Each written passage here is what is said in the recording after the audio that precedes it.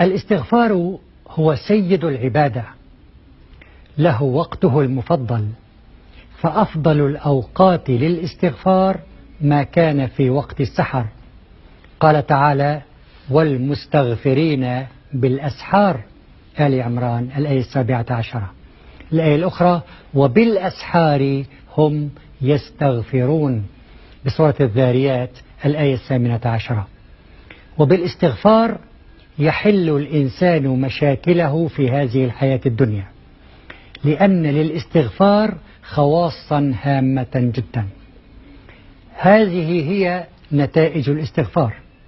أولا، لا يتعذب الإنسان في حياته أبدا، لا جسميا ولا نفسيا، لقوله تعالى: وما كان الله معذبهم وهم يستغفرون، بسورة الأنفال الآية 33.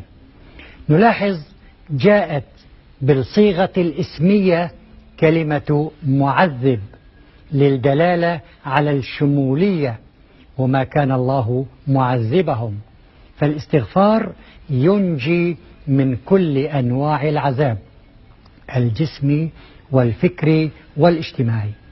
ثانيا، بالاستغفار تنفتح كل أبواب الخير على الإنسان وتنفتح كل البركات، لقوله تعالى: فقلت استغفروا ربكم إنه كان غفارا يرسل السماء عليكم مدرارا ويمددكم بأموال وبنين ويجعل لكم جنات ويجعل لكم أنهارا، على لسان نوح عليه السلام، وبسورة نوح الآية 10. فماذا يريد الإنسان في دنياه أكثر من ذلك؟ ثالثا، الاستغفار يزيد الإنسان والمجتمع قوة ذاتية. يقول أحد الرسل الكرام: يا قوم استغفروا ربكم ثم توبوا إليه يرسل السماء عليكم مدرارا ويزدكم قوة إلى قوتكم، مثل ما ورد على لسان هود وبسورة هود الآية 52. رابعا، يكفل الاستغفار للإنسان الحياة السعيدة الممتعة.